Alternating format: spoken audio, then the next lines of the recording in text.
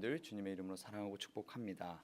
오늘도 소망을 주시기 위하여 하나님께서 이 예배 자리에 부르셨음을 기억하며 그 부르심 앞에 순종할 수 있는 저 여러분 되기를 소망합니다.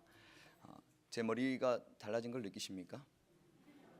또 단에 선다고 좀 볶았습니다. 예. 미용실을 갈 때마다 드는 소망이 있습니다. 무슨 소망이겠습니까? 머리를 하고 나면 더 나아지겠지, 더 멋있어지겠지 하며 늘 미용실을 찾습니다. 하지만 저를 만족시켰던 적이 있을까요? 없을까요? 늘 우리의 머리를 보고 만족하지는 않는 것 같습니다. 저 역시도 그런 만족이 빨리 찾아오면 좋겠지만 늘 그런 소망을 가지고 미용실을 갈 때마다 드는 생각은 하나님께서는 내가 예배 자리에 나아갈 때 나에게 참된 소망을 늘 주신다라는 것을 기억하게 하십니다. 성도 여러분, 우리에게 소망이 어디에 있겠습니까? 당연히 하나님 앞에 우리가 소망이 있기에 오늘도 이 예배 자리에 나온 줄 믿습니다. 그래서 오늘 말씀의 제목처럼 소망을 주시는 하나님, 하나님께 소망을 가져가라 너희들이 쟁취해라는 것이 아니라 오늘도 소망을 주시겠다라고 우리에게 친절하게 말씀해 주시는 그 하나님의 부르심 앞에 거룩한 순종으로 응답할 수 있는 저 여러분이 되기를 주님의 이름으로 축복합니다. 마지막 입새라는 소설을 보면은 어떻습니까? 그 책의 내용은 희망에 대한 위대함을 말해주는 책이 그 책입니다. 존 씨라는 한 젊은 여자가 이제 폐렴에 걸려서 누워 있습니다. 창밖에 담벽에 붙어 있는 그 넝쿨의 잎사귀를 바라봅니다. 담쟁이 넝쿨의 잎사귀를 바라보면서 늦가을인 12월이 되자 이제 잎사귀가 어떻겠습니까? 하루가 다르게 줄어드는 겁니다. 그리고는 이 아픈 여자는 이제 저 담쟁이가 다 져버리면 자기도 죽을 것이다라고 생각을 합니다. 존 씨를 간호하는 그 친구가 이 말을 듣고 이제 아래층에 사는 삼류 화가인 배엄한 노인에게 존 씨의 사정을 말하고 도움을 청합니다. 이제 드디어 모든 잎사귀가 다 떨어지고 이제 마지막 하나의 잎사귀가 남았습니다. 존 씨는 저 잎이 떨어지면 나도 죽겠지 하는 체념을 하고 있습니다. 그러던 어느 날 밤에 그 세찬 바람이 불었습니다. 그래서 이제 그가 다음 날 아침에 커튼을 열어 젖히고 벽에 있는 담장에 붙어 있는 그 잎새를 바라봅니다. 그 잎새 하나는 그대로 붙어 있었습니다. 그리고 그 다음 날에도 그 잎새는 여전히 싱싱한 빛을 띠고 남아 있었습니다. 이를 바라보았던 그 존 씨는 이제 그 잎새를 통하여서 희망을 바라보기 시작합니다. 그리고 그는 하루가 다르게 병세가 좋아지게 됩니다. 사실 그 잎사귀는 배엄한 노인이 그 세찬 바람이 부는 그 밤에 그 바람 속에서 그가 페인트를 가지고 그린 것이었습니다. 성도 여러분, 우리의 삶 가운데 희망이 있습니까? 우리의 삶 가운데에 소망이 보이십니까? 우리가 누군가가 우리를 위하여 하는 작은 행동, 내가 하는 작은 행동을 통하여서 그 사람이 소망을 얻고 희망을 얻게 될 줄 믿습니다. 우리는 이 희망이라는 것에서 더 나아가서 하나님께서 오늘 말씀하시는 소망을 바라보아야 합니다. 그래서 오늘 말씀을 통해서 그 소망을 주시는 그 하나님을 우리가 만나는 귀한 시간 되기를 소망합니다. 오늘 소망을 주시는 하나님은 우리에게 뭐라고 말씀하시냐면 모든 기쁨과 평안을 너희에게 충만하게 주겠다라고 하십니다. 우리 13절 말씀 다시 한번 읽어보겠습니다. 소망의 하나님이 모든 기쁨과 평강을 믿음 안에서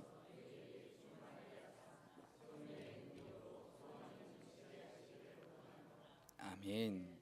성경이 말하는 기쁨은 무엇입니까? 세상이 말하는 기쁨과 다름을 우리는 늘 알고 있습니다. 세상이 줄 수도 없는 기쁨이고 세상이 알지도 못하는 기쁨이 성경이 말하는 하나님이 말하는 특별한 기쁨입니다. 이 기쁨이 있어야지만이 성도들은 세상 가운데서 삶을 영위해 갈 수 있는 것이고 그리고 성도의 교제가 은혜 가운데 이루어지기 위해서는 이 기쁨이라는 것 하나님이 주시는 기쁨이 존재해야 합니다. 그리고 교회가 교회다워지는 데에 기초가 되는 것도 하나님께서 주시는 이 귀한 기쁨입니다. 그런데 이 기쁨은 누구에게 오는 것입니까? 바로 예수님의 것이며 예수님에게 오는 것입니다. 예수님을 믿는 사람들의 마음속에 임하는 것이 이 기쁨이라는 겁니다. 요한복음 15장 11절 말씀에 말합니다. 내가 이것을 너희에게 이름은 내 기쁨이 너희 안에 있어 너희 기쁨을 충만하게 하려 함이라, 넘치게 하려 함이라 라고 말합니다. 예수님의 기쁨이 우리 안에 있을 때 우리의 기쁨이 넘치게 될 줄 믿습니다. 예수님 안에서 기쁨을 찾으시고 세상이 말하는 우리가 그 기쁨을 쫓아가는 것이 아니라 우리가 아무 생각 없이 우리의 시간을 허비해버리고 흘려보내는 것이 아니라 그리스도인에게 있는 이 기쁨이 예수 안에 있음을 우리가 기억하기를 주님의 이름으로 축복합니다.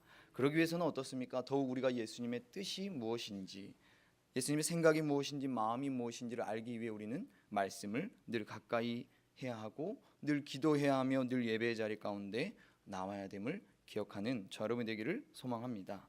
그러기 위해서 오늘 말씀이 말하는 것은 늘 소망의 하나님을 바라보라는 겁니다. 소망의 하나님이 우리에게 기쁨을 회복시켜 주시는 것이고, 그리고 그 기쁨을 회복시켜 주시기 위해서 이 땅 가운데 독생자 예수 그리스도를 보내셨다는 것입니다.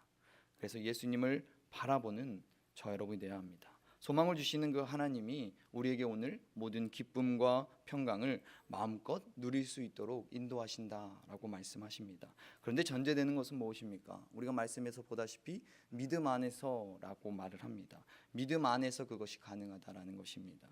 믿음에서 믿음으로 우리가 그 모든 기쁨과 평안을 누릴 수 있다는 겁니다. 성도 여러분, 우리 안에 믿음이 있습니까? 믿음이 없습니까? 믿음이 있으시죠? 도미노 피자의 창업주는 이런 이야기를 했습니다. 그가 이제 고아원에서 소년 시절을 보냈습니다. 중학생이 될 무렵에 여러 번 사고를 쳤습니다. 그래서 퇴학을 받습니다. 교문을 나서는 그 타미에게 사랑으로 지도하던 그 선생님의 말씀이 떠올랐습니다. 모두가 너를 버려도 하나님은 너를 절대로 버리지 않는다. 그러니 낙심하지 말고 큰 별을 따도록 노력해라 라고 말했습니다. 그 선생님은 고아요 문제아였던 톰에게 희망을 심어주었습니다. 그 타미는 선생님의 말씀을 기억하면서 새롭게 용기를 내어서 피자 가게에 취직하였고, 나에게 장점이 있을 거야 라고 생각하면서 밀가루 반죽을 열심히 했답니다. 열심히 배웠고 그는 피자 한 판을 11초 만에 반죽할 수 있는 선수가 되었습니다.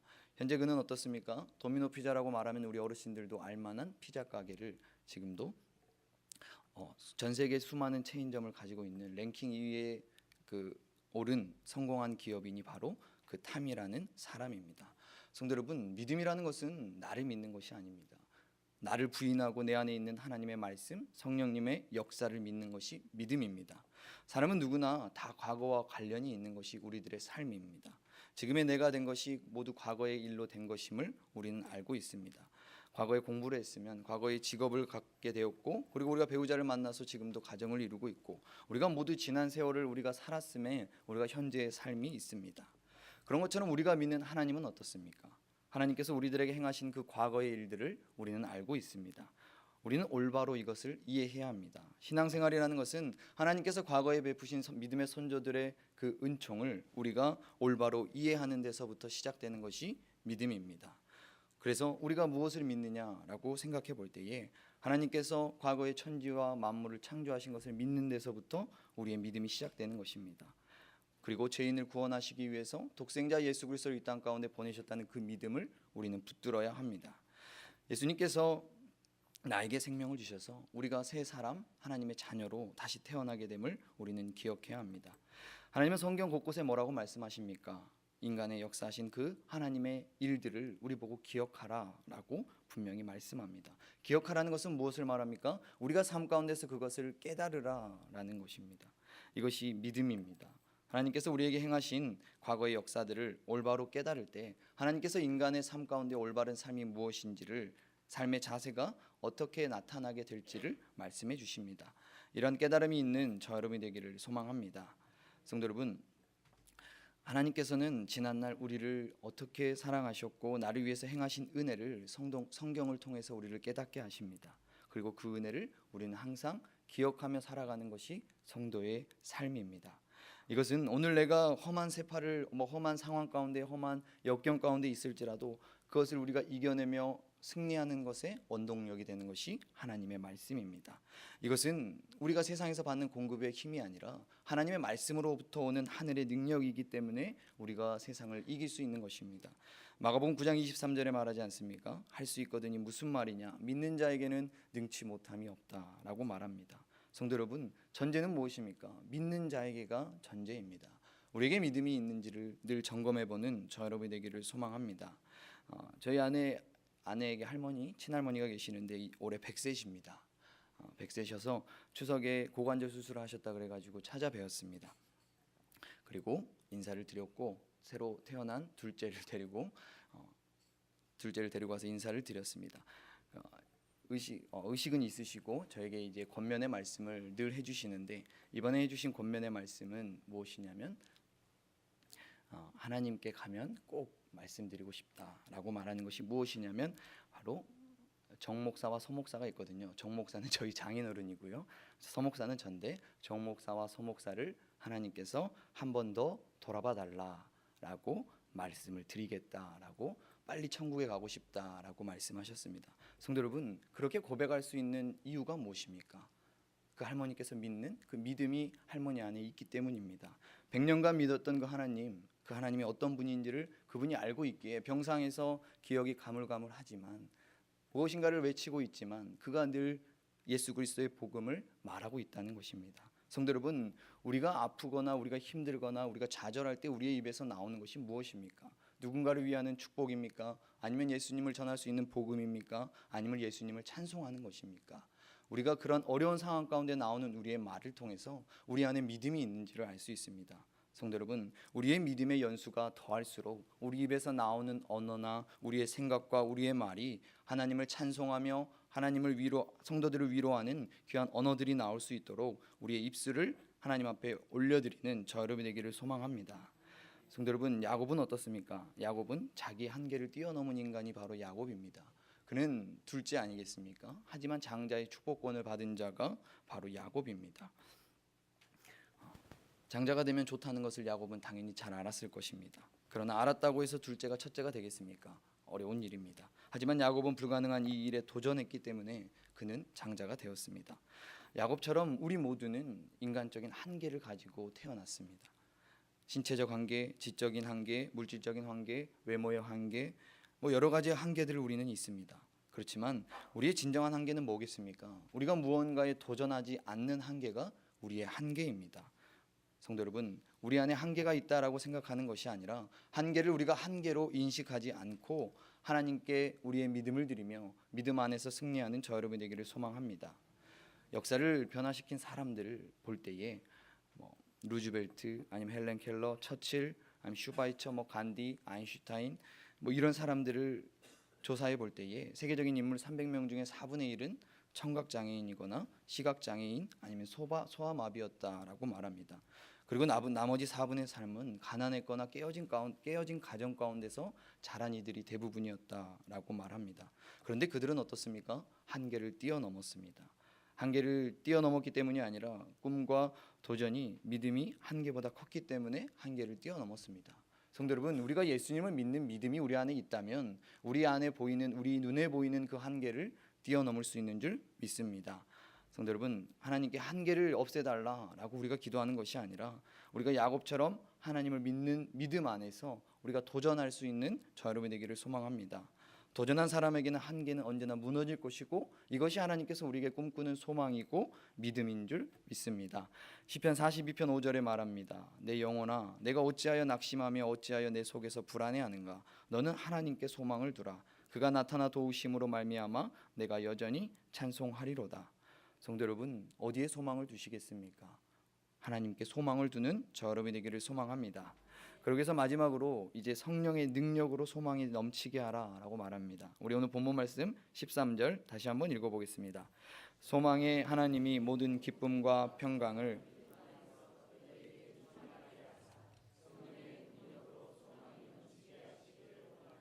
아멘. 기쁨과 평안의 근거가 믿음 안에서 시작된다라고 했을 때 소망도 역시 믿음과 따로 떨어질 수 없지 않겠습니까? 그런데 믿음 안에서 기쁨과 평강, 이 소망을 충만하게 느끼는 원동력이 바로 성령의 능력이다라는 것입니다.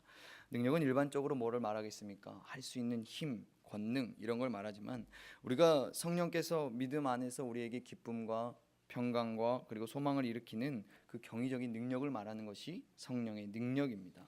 성도 여러분, 우리에게 능력이 무엇이 있겠습니까? 하지만 그 성령의 능력이 우리 안에 임할 때 하나님께서 주시는 그 참된 기쁨과 평안을 누리게 될 줄 믿습니다.